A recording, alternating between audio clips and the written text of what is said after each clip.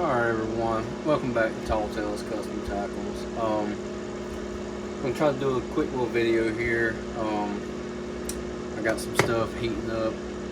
It's actually about to hopefully be done. Let's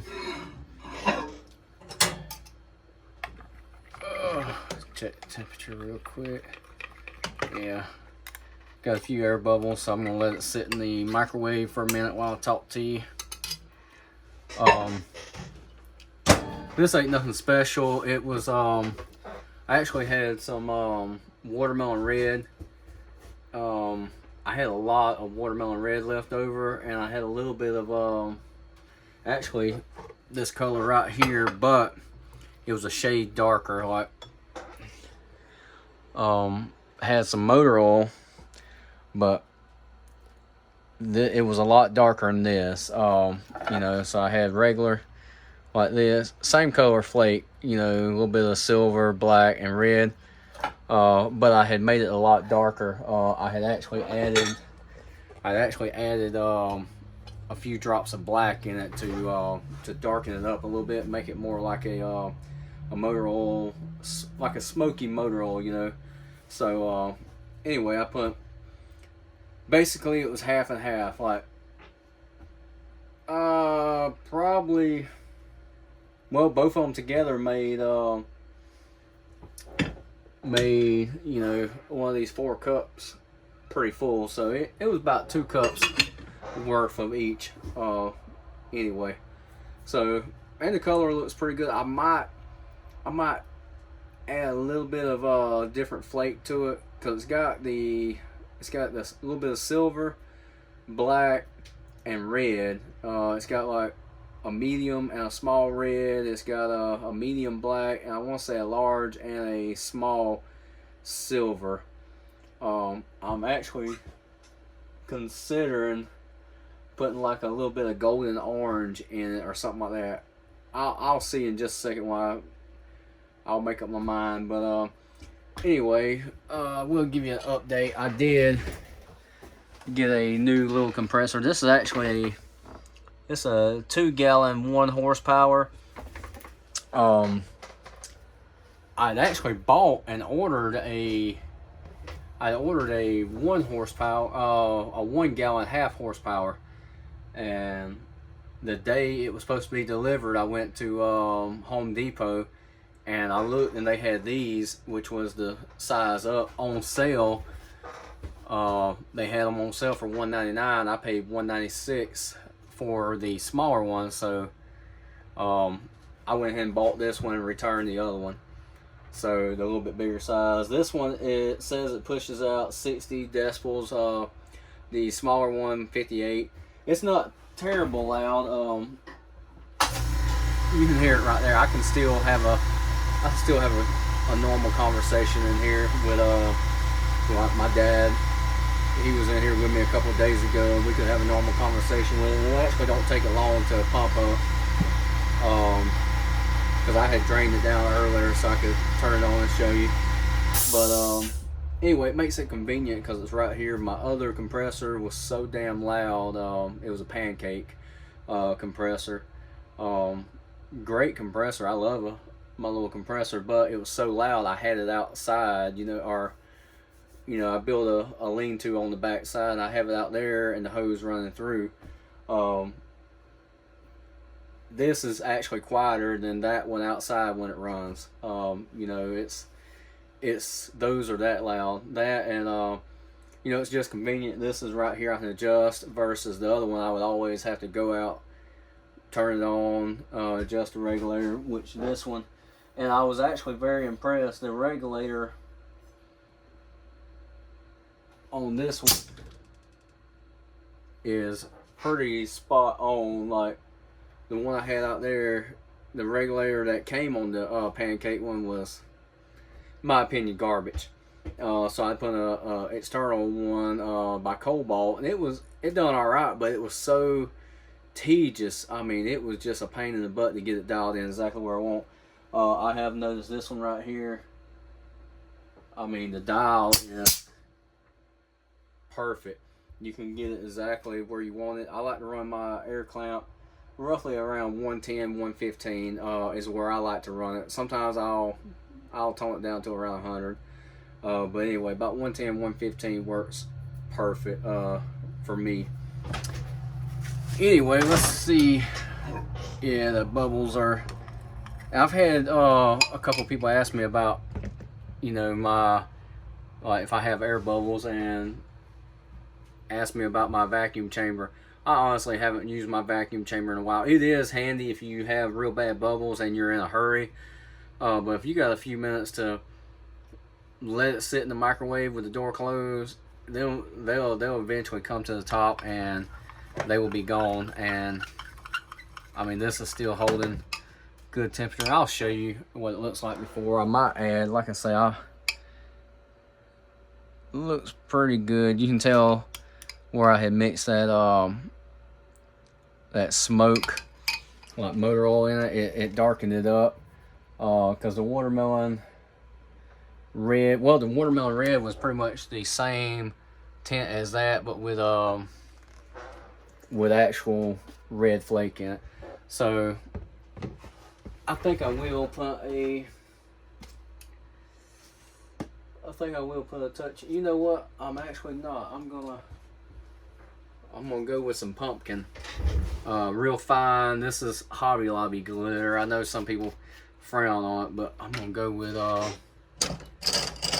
just gonna put a 1/4 scoop of this real fine, a 1/4 good heaping scoop of that, and that will give it the little touch that I personally think I'm looking for, because this is gonna be for me.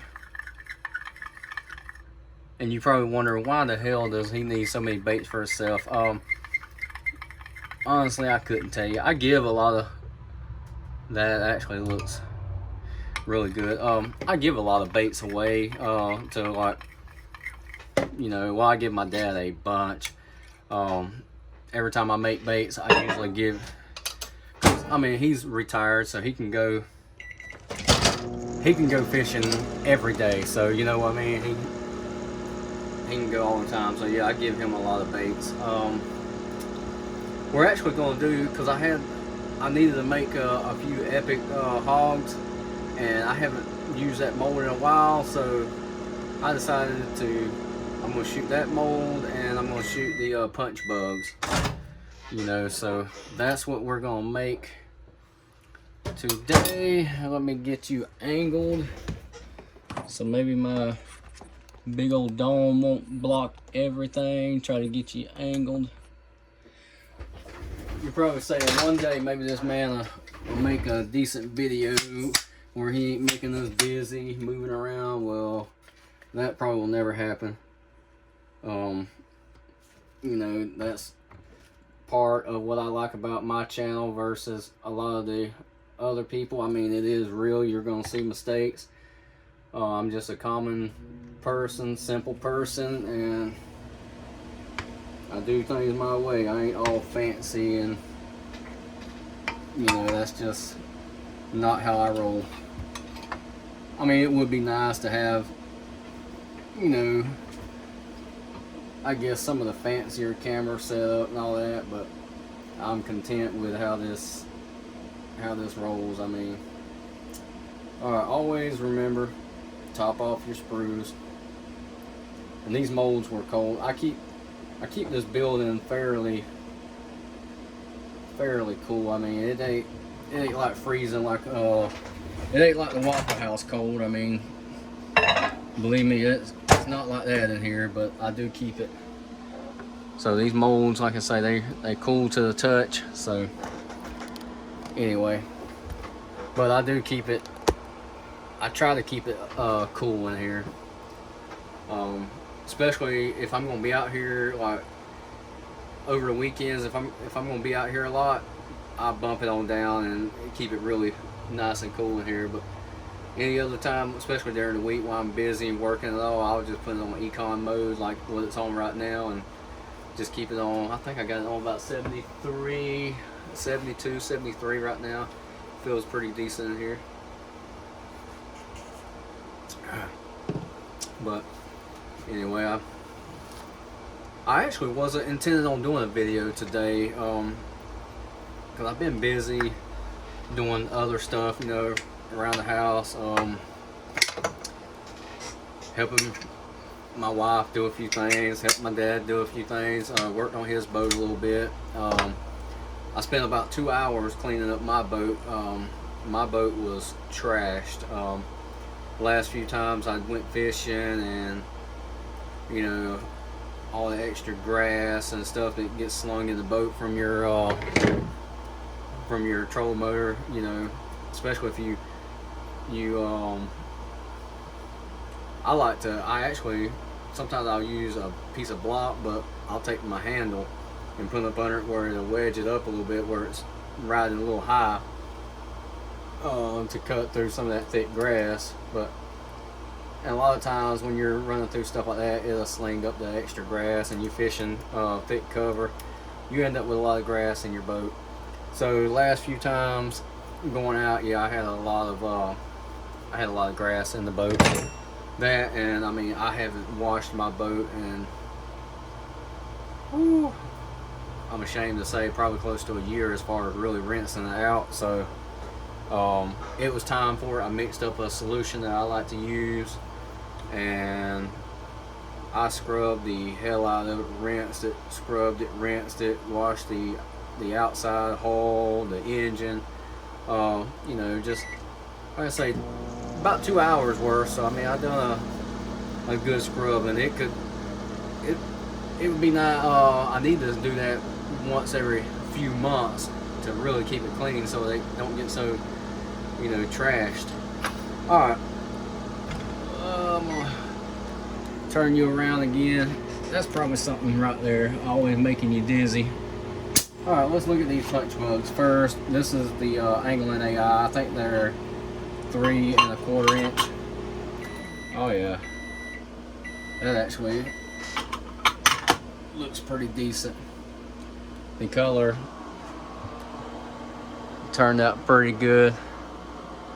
All right, looks good to me. Looks really good. Yeah, you can see that pumpkin, almost like that pumpkin brings in that copperish look. Real nice. Yeah, I like that. I figure I'll make up a few of them. The grass is, you know, pretty thick out there. I ain't much on punching. I've really not done too much of it, but I figure I might, next time I go, I might play around a little bit. Oh yeah. And I just wanted to, you know, show this mold some love, because I ain't used it much. So I figured since I had to make some the other day, yeah, that damn sure turned out good. I figured I'd show a little bit of love. All right, we're gonna shoot it one more time, and then we will wrap this video up. Because I mean, if you see me shoot it one time, you pretty much know what's going on. And I'm actually going to try this. The temperature is a lot lower than what I usually will shoot, but I want to see how well these molds shoot it. The temperature was actually 289, even though it's... And I mean, you can shoot some molds at a lower temperature. I'm just curious. I usually, I get asked this question a lot. Like, what temperature do I like to personally shoot my molds? Honestly, my preferred, unless it's a mold that I know requires a little bit hotter, I like to stay around the 315 to 320 range. And like I say, certain molds I will run a little bit hotter. It really just all depends. It really just all depends on the mold. Especially like I do run the ecto crawls. I do run them a little bit hotter. I try to stay around 330. Just a little bit hotter on those, because I'm going to shoot them real fast. Because if you don't shoot that mold fast, you know, the little antennas, they don't fill in all the way. The little legs, you know, they might not fill in all the way. So that's one mold you do have to shoot a little bit fast. But anyway, the rest of them I pretty much stay around the 315 range. I feel it's preference. I feel like, you know, right there I'm in a good balance. You know, not overly hot and not, you know, too cool. Like I say, this one right here, I ain't gonna say I have no doubt. I was about to lie to you. I'm fairly confident these molds done good at 289. You know, just because after that first time I shot them, they were able to warm up a little bit, so it went like. Now, if that was the first shoot, 289, I probably wouldn't have tried that. I probably would have tried to run it on up to a little bit higher, but since that first shoot was able to actually warm the mold up just a touch, I think they'll be fine. Anyway, let me dangle these up here real quick, because what'll happen, these baits, they will get they'll, you know, if you lay them up there and just got them all laying cattywampus and crinked up, you know, when they finally cool off and get to where they're, you know, they'll hold the shape. So if you got them all kinked up and bent, they'll hold that shape once they cool off. But anyway,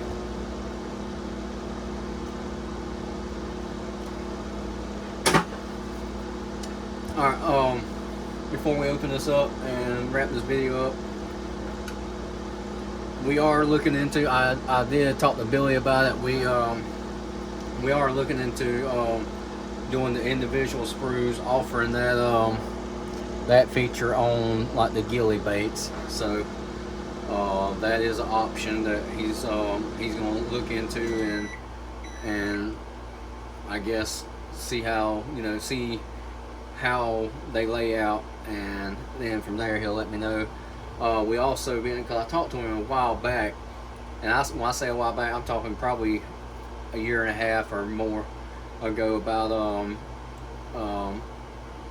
like maybe doing a version of like a speed crawl. You know, you got multiple companies, they got their version of a speed crawl, and see if he can make his version of it. So because there's been a lot of people asking about a new version of a speed crawl. So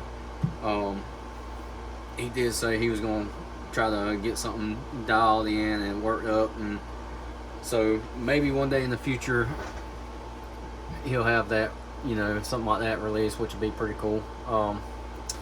Alright, let's look at this one real quick, and then we will go ahead and wrap this thing up.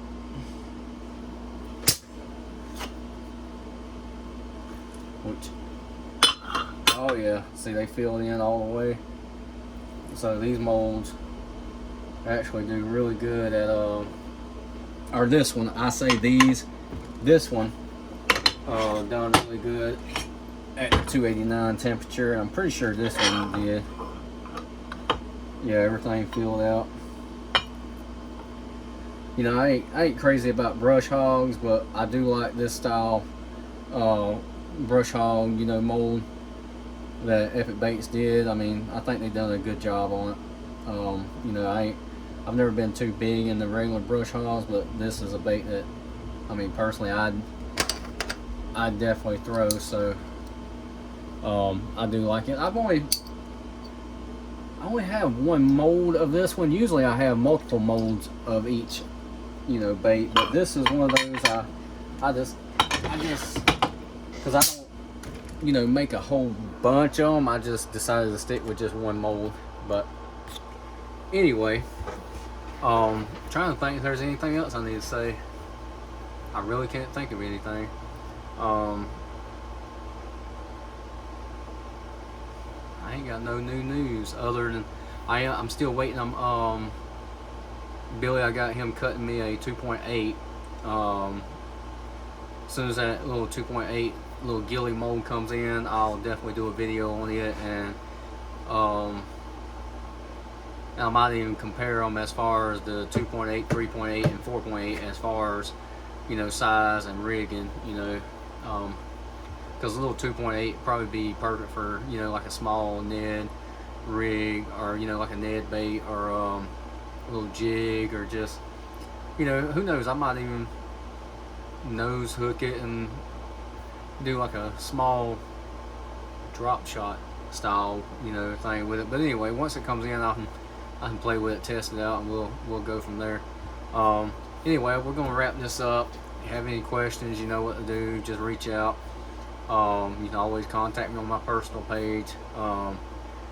You know, so other than that, only thing I got to say, we'll catch you next time. Thank you for watching.